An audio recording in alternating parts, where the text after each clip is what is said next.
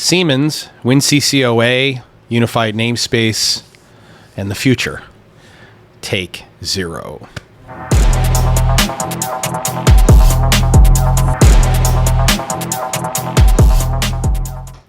All right, as many of you probably know, I was in Prague last week for the Siemens Developer Days, which was Tuesday and Wednesday, May 27th and 28th in Prague. There was a couple hundred people there for the annual Developer Days event.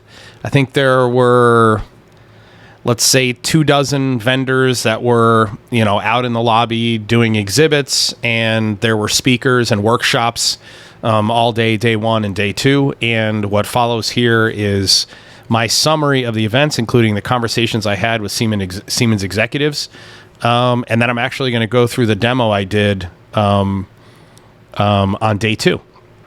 All right. So first and foremost, I was invited at Prove It, the folks from WinCCOA. So for those of you who don't know kind of the WinCCOA and Siemens relationship, there's a company called ETM that's based in the European Union that was acquired by Siemens, I think, in 2015. ETM had a product called PVSS, which was rebranded after the acquisition into WinCCOA. This is one of the big challenges that I've been talking about with WinCCOA, which I was introduced to WinCCOA, I think, in 2017 or 18 is the first time I ever looked at it and was like, hey, this is an IIoT platform, very similar to Ignition or Factory Studio at the time, which has now become Frameworks.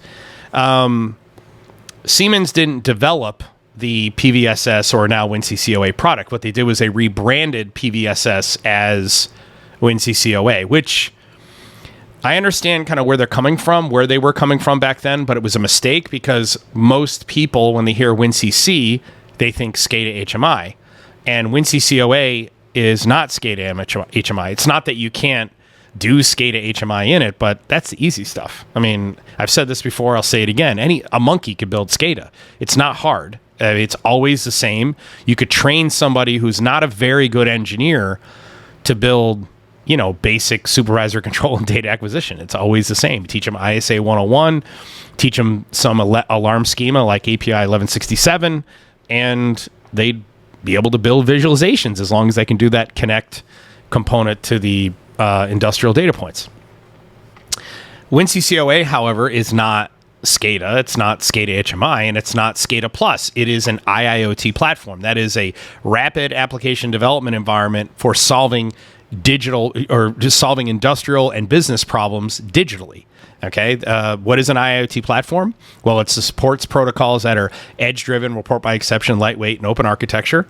And it does connect, collect, store, analyze, visualize, find patterns, report, and solve. Basically does everything that you need to digitally transform. It's not the only thing you do, but it's used, but it's oftentimes your starting point. All right, so at Prove It, Siemens was there using WinCCOA, and they did an incredible Prove It session, and they invited me to come to their Siemens Developer Days to do a couple of things. Number one, give a keynote address on day one, and then teach 2 Mastermind sessions that went together, 2 75-minute sessions on day 2. I did a 75-minute session in the morning, and then a few hours later, I did a 75-minute session in the afternoon. And I'm going to kind of go over what it is I did in my keynote and those 2 sessions. Then I'm going to do my demo. I'm going to show you the demo I use so that people can kind of get, take a look at what WinCCOA is. But more importantly, I'm going to talk about the conversations I had with Siemens executives. So I had several conversations while I was there. On day 1 and then on day 2, they had scheduled these. I don't want to say they were consulting meetings because they didn't really ask me to consult. These were kind of there were executives that came in from Siemens to meet with me and ask me questions about the market, especially in North America. Siemens has had a horrible time growing in North America. They've basically had 8% market share totally for 10 years. And they have struggled to grow, and they don't really understand why. And I've had a lot of conversations about, here's the problem. Okay. I'm going to talk about what those conversations were. I'm also going to talk about a little bit what were some of the things that really stood out to me. Okay. But before I get started, let me go over Keynote, like what I went over in Keynote and kind of how the Keynote address went. All right. So the title of my Keynote address was Digital Transformation. Why does anyone care? Okay. And you know, I did what I normally do. I think there were 200 and something people in the room. It's been filmed. I think there's going to be a version of it that's shared, I think, by Siemens and also by our team at some point, but it won't be the full Keynote address, obviously, because there's shit I say in a Keynote address that we would never, you know, we can't put up publicly. There's some stuff I'm allowed to say in private Keynote addresses. I'm not allowed to say like on a YouTube video. So, and we just work those out with those deals with the vendors. And oftentimes it has to do with the stuff that a customer will let us talk about in a small group, but not just out into the ether. Okay. So the Keynote address was digital transformation. Why does anyone care? And my primary goal was to talk to people from the European Union about what digital transformation actually is, what Industry 4.0 actually is, and talk a little bit about why the companies that are successfully digitally transforming are. And then I wanted to talk about the role of the IIoT platform. And I also wanted to talk about where is it the industry is going? Like what are we going to see over the next few years? And so I started by asking everybody, you know, what I normally do. What is digital transformation? Obviously, nobody can answer that question. No one ever can. By the end, they could. It's a strategy. It's a strategy for making data the primary commodity in your business. Most of the people in the room were engineers. Most of the people in the room had heard of MQTT. Most of the people in the room were familiar with digital transformation as being something people care about, but really no one could articulate. When I asked why is Tesla awesome or Amazon's awesome, no one knew in the room. And then at the end of the session, I talked about the role of the IIoT platform. You know, I did my normal UNS, blah, blah, blah. And then I went over the role of the IIoT platform in digital transformation. Kind of what does it do?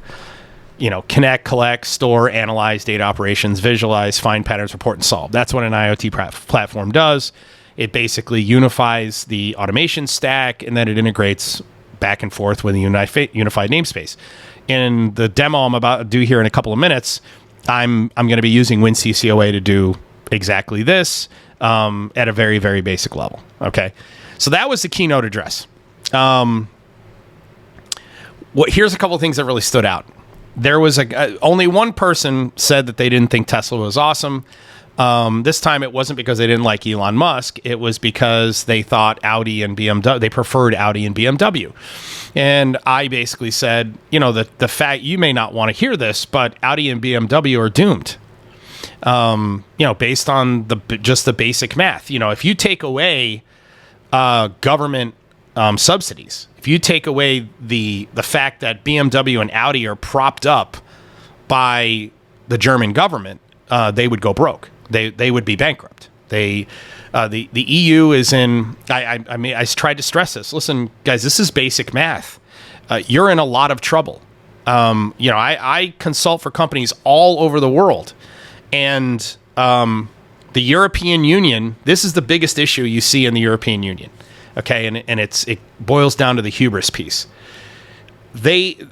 Oftentimes people in the European Union, the people closest to industry, cannot see past the 8 inches in front of their face. They can't see the forest through the trees. It's as if they are literally blind to what's happening globally. What's happening globally in industry. Like, for example, I asked the room, who here has heard of Model Context Protocol, MCP, which Anthropic came up with, 18 months ago. It's popped off in the last 6 months. These are people, everybody in this room, these are integrators. These are the people who are solving problems in the European Union. And it was essentially 12 to 15 out of 200 raised their hand. Had any idea what Model Context Protocol was. And I said, if there's anything you take away from this lesson, you must know what MCP is. You must know what MCP is. That's where we're going. And I talked about the role of AI agents and, you know,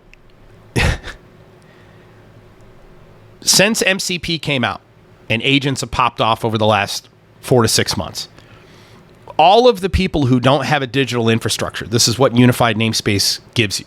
That is a single source of truth, semantically organized, large language models can decipher it and understand it. Without having that, you can't leverage the power of agents. If you're not leveraging the power of agents, you can't compete against people who are. It's basic math. It's simple. I was talking about Tesla's cycle time compared to BMW and Audi cycle time. And look at how Tesla's reduced their cycle time since 2018. Then look at BMW and Audi's. And everyone's like, well, why does that matter? And it's like, well, it has to do with efficiency. What can you produce in the same amount of time that your competitor produces? The less time it takes, the less time it takes, the more competitive you can sell. The more competitive you can sell, the more you sell. The more you sell, the bigger buying power you have to purchase raw materials. Which the more raw materials you can buy, the cheaper the raw materials are going to be. Okay, because you're creating the incentive for the people who produce the raw materials for you to innovate the production and extraction of raw materials that you're going to use, which is going to drive down the cost, right? This is economy of scale. It's basic math, and it's exponential. And it's like I'm standing there watching the market, and I'm trying to think of a prediction that I've made in the last 7 years that didn't come true. I mean, I look at my portfolio, and I'm like, wow, this is easy. It's easy. It's shooting fish in a barrel. I mean, it's stunning to me just how lost the European Union is. It's stunning to me. It's stunning. The number of people, these executives I met with, why is it they're struggling to sell in North America? Why is it they can't grow? And I said, well, it's obvious. First off, you're selling to the wrong people. Your ideal customer profile is at the top, not at the bottom. Innovation happens from the plant floor up. That's what did. If you look at where digital transformation has been most successful, it's most successful through the strategy comes from above.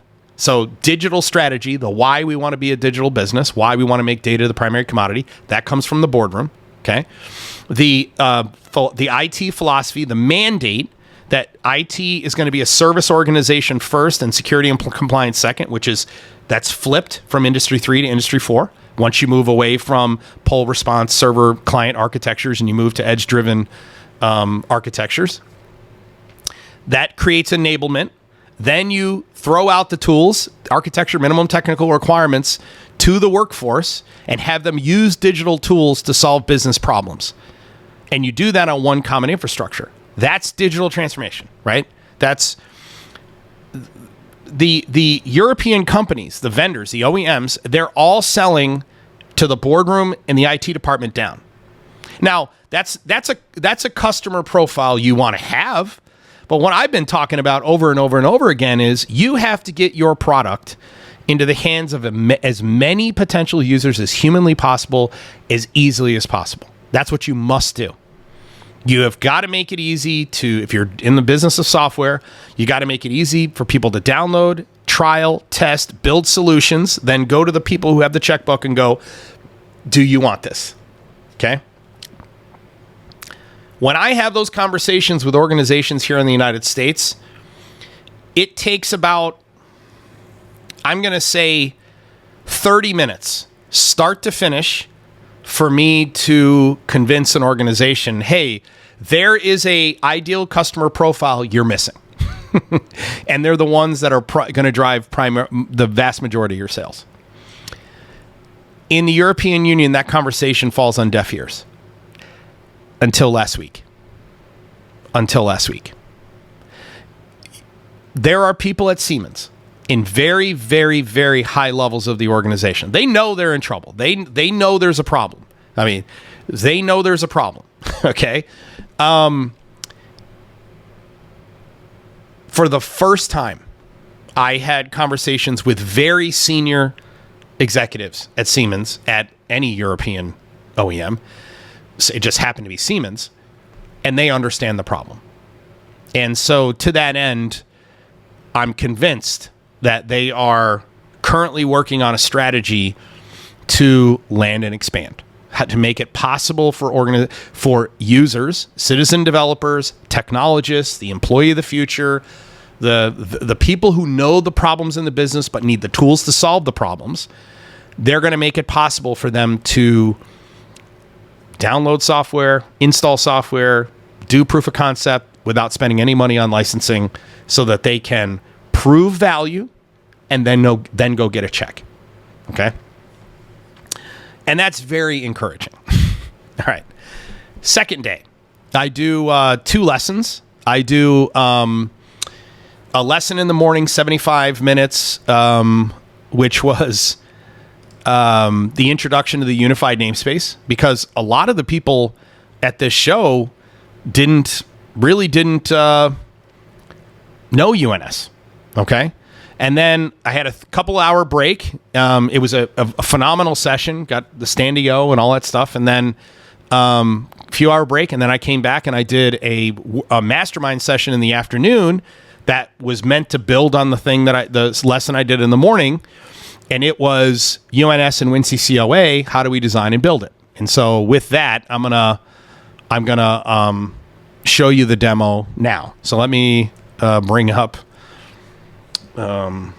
this. Okay. All right. So first and foremost, I'm going to go ahead and run this simulator. This is something that we're going to be turning over to the community here soon,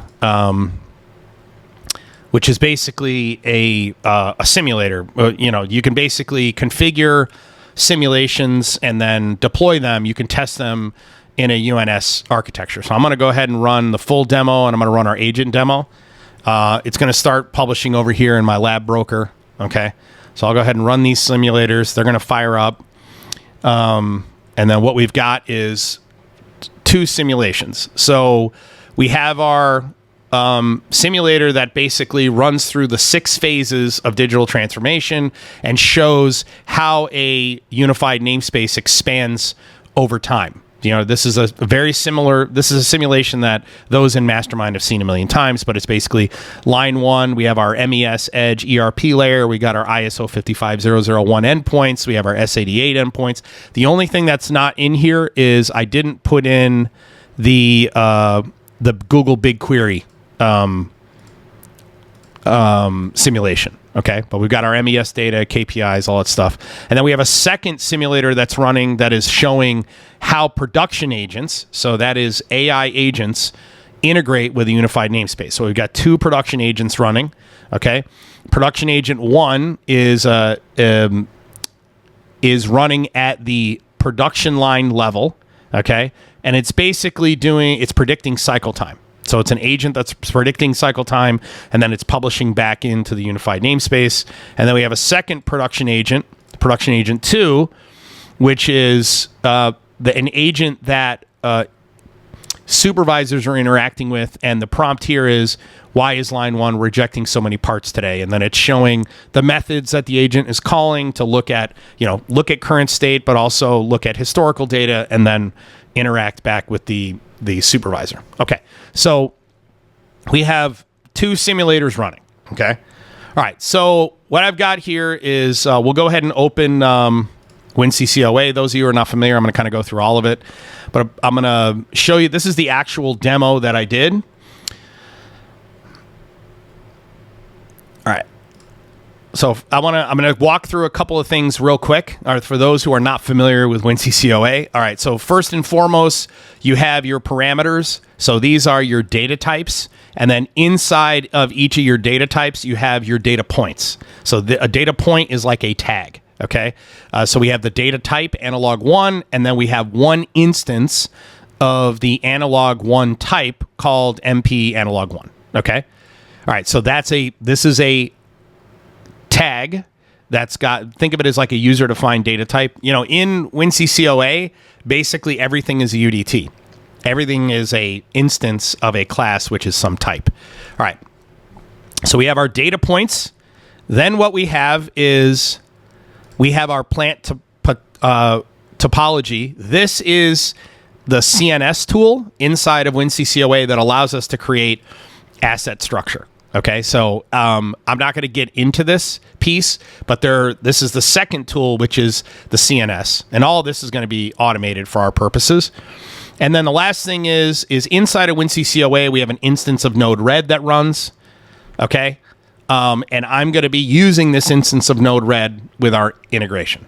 All right, and then the last thing we have panels. So what I've done is I've created a data points panel, Explorer instructions, a main panel, MQTT Explorer, a Node-RED panel, and an overview.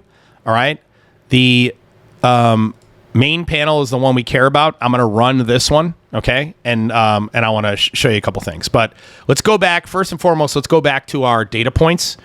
So what we're going to do in this demo is I'm going to connect to the broker that the simulators are running on. We are going to import. We already have 3 types that will get generated: a Boolean type from our MQTT broker, a float type, and a string type. Okay, right now there are no data points at all inside of those 3 types. So I have a connection called Lab 01, which is locally here. When I was in the Czech Republic, I was actually connected to the lab via VPN. And then what's going to happen is when I first made the connection, when I set up the actual connection, it created the 3 types based on the data types in the UNS. So we have the 3 types of Boolean, float, and string. And then what I'm going to do is I'm going to run through the demo, and we're going to import all of the MQTT topics, and then I'm going to extend on that, okay? All right, so let's go ahead. What I'm going to do is I'm going to run this visualization right here. Okay. Oop, wrong one. So I'm going to run our visualization. Okay, and this was my actual demo. So in tab 1, I was showing virtual factory.online, and it basically has the instructions, what is a unified namespace? Why do we need a unified namespace? And we have our example UNS. This is running in WinCCOA. Okay, so I have our example running in here. Okay, and then page 2 is our MQTT Explorer. This is how we're going to connect to the broker. This is how we're going to generate our data points in our types, okay, inside of WinCCOA, and then we're going to do some stuff with that. I also have the documentation for this MQTT Explorer, so how to use this tool in WinCCOA to connect to a unified namespace. We're going to make this demo available on GitHub, all right? Then we have a list of our data points, what I just showed you, inside of the engineering environment for WinCCOA. We were actually looking at it in the runtime. And then we have our Node-RED integration. There's a flow that we're going to use here. We're going to use this flow later on. This is Node-RED running inside of WinCCOA. It is accessible from both inside the WinCCOA engineering environment, but I could also hit it from a browser running on my, I can do it externally or internally. The unique thing here is we have the WinCCOA nodes. So we have the WinCCOA nodes that allow us to integrate with WinCCOA. So inside of Node-RED, I can use a DP get, that's a data point get, and I can use that node to go grab a data point inside of WinCCOA, and I can manipulate it. And that's what I've done in this flow. I'll show you that here in a minute. First thing we're going to do is go to the MQTT Explorer, though, and we're going to use Lab 1 connection. So I've already configured Lab 1, okay, but I've already configured it to connect to my local lab. Right now, it's not connected, okay? Externally, I've set up a subscription where I want to connect to my broker here. I want to connect to this broker, and I'm going to subscribe to everything. And first thing we're going to do is connect.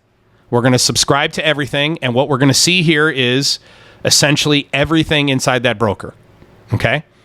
Right now, if I go back to our data points, there is nothing in here. These are empty. All right, I'm going to go back to the Explorer. It is running, and I'm going to go ahead and just auto-update and import, okay? So what's happening right now is as these values change, okay, as these values change, they are being imported as data points inside of WinCCOA.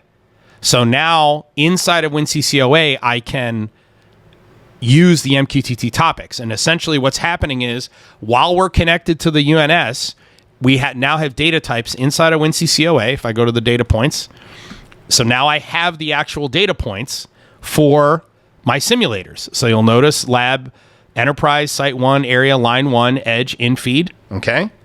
That's line 1, edge, in feed. That's what we're seeing here. Okay. So all the data points now are inside of WinCCOA. Okay. But here's something else we're going to do. Something else I want to do. I want to go to Node-RED. Okay. And the first thing I want to do is I'm going to go ahead and enable my flow. And I'm going to show you kind of what's happening here. So what's going to happen is inside my flow, I'm going to go grab all of the data types that begin with example DP. So let's go back to our data points. Example DP, bar trend, bit, DDE, float, int, and text. So these tags are going to be converted to MQTT topics, and they're going to be published into our unified namespace. We're going to build a message, and we're going to publish it. Okay? So I'm going to go ahead and just deploy. And what's going to happen is it is selecting in WinCCOA. It's building a message. It's connected to the MQTT broker. And if I trigger it and I go back here, let's go to Enterprise. Go to WinCCOA, System 1. And what's happening right now is we are publishing in all of the data points inside of WinCCOA. Right now. Okay. So based on that trigger, I was grabbing these example DPs. However, in lab 1, we are also, this one is selecting all of the data points that are inside the lab 1 connection. Okay. And so what we have here is every single data point inside of WinCCOA is now being published inside of our unified namespace. It's very, very powerful. Like, I mean, to put in perspective, the entire demo that you're seeing here, this entire demo, I built inside of WinCCOA in, 3 hours, start to finish. So what we're going to do is we are going to make this available via GitHub, okay, so that you can download WinCCOA, you can use it in the recurring license, and you can use this application to connect to a broker and test out WinCCOA. All right. That basically was the experience. I want to talk about one last thing that was just very interesting off the side, and then we'll let it go. There was a guy who came up to me after my keynote address. I found out later he was from Finland. So I was having a conversation with some members of Siemens. I got one negative feedback. Yeah, most of the conversation, actually all the conversations we had were incredible. But I got one piece of negative feedback. And that piece of negative feedback was this guy from Finland. He basically said, "You're an asshole like your President Trump." And I said, do you want to have a debate, or are you just going to hurl insults? He wasn't interested in telling me what he objected to, other than I'm an asshole. Which honestly is not news. I mean, the first thing I'll tell anybody, I can be a jerk. I mean, there's no way around it. I don't care. So during the second session, I was talking about, I got a lot of questions in the second mastermind session. I answered a lot of questions at this event. And one of the questions that was asked was, you talk about humility. You got to know what you're good at. What are you not good at? And somebody asked me, what is it you're not good at? And I said, first and foremost, I'm not good at considering people's feelings. I'm so focused on the solution that I don't consider people's feelings. And because I don't worry about someone caring about my feelings, I don't worry about caring about other people's feelings in general. I don't consider them. I don't want to say I don't care, because I actually do care if someone's hurting, but I don't consider someone's feelings when I'm talking about facts. And so I have people on my team who they can massage people who are all up in their feelings. And I'm not one of those people. And this was an example of this guy, blasting me afterwards, calling me a dick or whatever. And the folks at Siemens apologized profusely, and I said, listen, it doesn't bother me in any way, shape, or form. To me, it's funny. To my team, it's funny. But it was a good example of maybe why it is organizations. Well, two things. If you look at who's struggling the most in digital transformation from a vertical sector, it's life sciences. They're dead last. If you look at pharma, life sciences, they are literally, if you look at all the verticals, they are dead last in digital transformation, and it's not even close. And I've talked about this a million times, and Amy Williams does a great job of talking about it too, which is why we're using a life sciences virtual factory at Prove It next year, in Prove It 2026. But when you look at the region that's the furthest behind, it's the European Union. And it's not even close. But if you talk to someone in the European Union, there are a lot of people in the European Union who don't think that's the case. And it's staggering. It really is staggering. And so what we've done is we've invited many executives from the European Union to come over to the United States, and we're going to tour some facilities here. And we're going to show them facilities that have successfully digitally transformed and how they're doing it. And that'll be coming up sometime this summer, probably at the beginning of July or mid-July, will be the first trip when folks come over. So we'll have content on that as well coming up later in the year. All right, with that, hopefully that was valuable. I'd love to hear from the community how many of you have test-driven WinCCOA, first and foremost. How many of you have test-driven it? And with that, like, subscribe, comment down below, and I'll see you in the next one.